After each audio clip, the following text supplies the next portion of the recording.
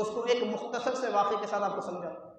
حضور غوث اعظم رضی اللہ تعالیٰ عنہ کہ جب مجلس وعظ و نصیحت ہوا کرتی تھی تو صرف چند لوگ مسلمان ہی نہیں ہوتے تھے، ہزاروں کی تعداد ہوتی تھی، اور اس میں مسلمان بھی ہوتے تھے، یہودی بھی ہوتے تھے، نصرانی بھی ہوتے تھے، اور ایسے ویسے نہیں بلکہ ان میں کے جو علماء ہوتے تھے علم والے وہ ہوتے تھے۔ تو ایک نصرانی نے حضرت غوث اعظم رضی اللہ تعالیٰ نے سوال کیا کہ جناب آپ اس امت کے بڑے عالموں میں شامل ہیں اور مجھ تک آپ کے نبی کا فرمان پہنچا۔ وہ فرمان یہ ہے کہ آپ کے نبی نے فرمایا علماء امتی کا انبیاء بنی اسرائیل، میری امت کے علماء بنی اسرائیل کے انبیاء کے مثل۔ تو اس اعتبار سے آپ کے تعلق سے جب آپ کے نبی نے اس طریقے سے فرمایا ہے تو ہمارے نبی کے تو شان جو بنی اسرائیل کے ہمارے نبی ہیں اس خاندان سے تعلق رکھنے والے حضرت عیسیٰ علیہ السلام، اللہ عز و جل نے آپ کو طاقت عطا فرمائی تھی کہ آپ مردوں کو زندہ کر دیا کرتے۔ اگر یقیناً آپ کے نبی نے سچ کہا ہے، آپ کے نبی سچے ہیں اور آپ ان کے امت کے ایک ذمہ دار عالم ہیں تو آپ بھی کسی مردے کو زندہ کر کے بتائیں۔ تو حضرت غوث اعظم رضی اللہ عنہ نے فرمایا کہ ٹھیک ہے، میرے نبی نے جو فرمایا بالکل سچ فرمایا، چلو چلے گے، تم جس مردے کو کہو میں اس کو زندہ کروں۔ اس واقعے کو امیر دعوت اسلامی نے اپنی مایہ ناز کتاب فیضان سنت میں نقل کیا، پھر بہجت الاسرار میں اس واقعے کو نقل کیا گیا، پھر امام غزالی نے بھی اس واقعے کو نقل کیا، تو پھر اس کے بعد کہتے ہیں کہ ٹھیک ہے، دونوں مل کر ایک قبرستان پہنچے، بڑی پرانی ٹوٹی پھوٹی قبر کی طرف اس نے اشارہ کرتے ہوئے کہا کہ اس قبر والے کو اب زندہ کر کے دو۔ تو اپنے بارگاہ خداوندی میں دعا کی اور جو ہے اس قبر کو پیر سے ٹھوکر ماری اور فرمایا قم باذن اللہ، اللہ کے نام سے کھڑا ہو۔ تو کچھ ہی لمحے میں وہ جو ہے مردہ زندہ ہو کر اپنی قبر سے باہر نکل کر کھڑا ہو گیا۔ اس نے پھر حضرت شیخ عبد القادر جیلانی رضی اللہ عنہ کے ہاتھ پر کلمہ پڑھا، پھر اس کے بعد کچھ بات ہوئی، بات ہونے کے بعد آپ نے فرمایا کہ تو دوبارہ اپنے قبر میں لیٹ جا، پھر سے وہ لیٹ گیا۔ یہ کرامت، ولی سے جو ایسا کام ہو اس کو کہتے ہیں کرامت۔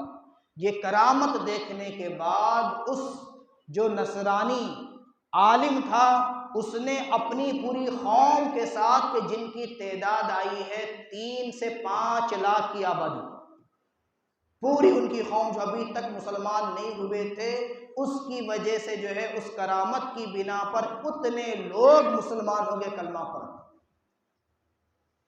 اب اس کی وجہ میں آپ کے سامنے عرض کرتا چلوں، اللہ عز و جل نے اپنے مخصوص بندوں کو جو یہ قدرت دی ہے، جو طاقت دی، اس کی وجہ یہ ہے کہ یہ اپنی مرضی یا اپنی شان بتانے کے لیے بلکہ اللہ عز و جل کی شان بتانے کے لیے اور اعلاء کلمت الحق اور دین کی سر بلندی کے لیے ان سے کرامت ظہور میں آئی، جس کو دیکھ کر جو غیر مسلم تھے وہ کلمہ پڑھ کر مسلمان ہوئے۔ کیوں ہوئے؟ اس لیے کہ جب ایک معمولی بندہ جو اپنے آپ کو بندہ کہتا ہے اور وہ اتنا بڑا کام کر سکتا ہے تو پھر وہ رب تبارک و تعالیٰ کتنا با اختیار ہوگا، کتنی قوتوں اور طاقتوں کا مالک ہوگا کہ جب اس کا ایک ادنا بندہ یہ کر سکتا ہے تو اس کی طاقت کے کیا کہنے۔ لہٰذا اسی مناسبت سے رب تبارک و تعالیٰ نے انبیاء کرام کو طاقتوں سے نوازا، اولیاء اللہ کو طاقتوں سے نوازا، انبیاء نے ایسے قدرت کے کرشمے کیے تو اسے معجزات کہا گیا، اولیاء نے اگر ایسے کام کر کے دکھائے تو اسے کرامتیں کہا گیا، اور ان کا مقصد بھی یہی تھا کہ ان بھٹکے ہوئے انسانوں کو اللہ کے طرف لوٹایا جائے، انہیں کلمہ پڑھایا جائے، انہیں اسلام سے روشناس کرایا جائے۔ اسی کے تحت اولیاء سے کرامتیں ہوتی رہی کہ جنہیں دیکھ کر لاکھوں لاکھ لوگوں نے جو کلمہ پڑھا اور مسلمان ہو گئے۔ تو اسی مناسبت سے 11ویں شریف کی نظر و نیاز بھی کی جاتی ہے، اور ایصال ثواب کر کے نظر و نیاز کیا ہے؟ یہ ایصال ثواب۔ ایصال ثواب کیا ہے؟ قرآن کی تلاوت کر کے ان کو ثواب پہنچانا، اس کا نام ایصال ثواب۔ ایصال ثواب۔ اور قرآن، نماز میں بھی قرآن، نماز کے باہر بھی قرآن، کھانے جب بیٹھیں تب بھی جو ہے کھانا سامنے رکھیں تب بھی اگر قرآن کی تلاوت ہو رہی تو کوئی مذائقہ نہیں۔ آج لوگوں نے جو ہے ذہنوں میں بڑے انتشارات پیدا کر رکھے ہیں۔ اگر نام بول دی فاتح، فاتح کا مطلب کیا ہے؟ دعا۔ سلام کا مطلب کیا ہے؟ دعا۔ نماز کا مطلب کیا ہے؟ دعا۔ نماز میں کیا کیا دعا؟ سورہ فاتحہ دعا ہے کہ نہیں؟ تشہد دعا، درود ابراہیم دعا، دعائے معصورہ دعا، کیا دعاؤں میں ہے وہ کبھی پڑھ کے تو دیکھو نا۔ اپنوں کے لیے، اپنے مسلمانوں کے لیے جو موجود ہیں، ان کے لیے جو گزر گئے، ان کے لیے، سب کے لیے دعا ہے۔ یہ دعا اللہ کی بارگاہ میں کرنا، یہی ایصال ثواب ہے۔ اتنا کنفیوژن کر کے رکھے ہوئے ہیں، پوری امت لڑ رہی، جھگڑ رہی۔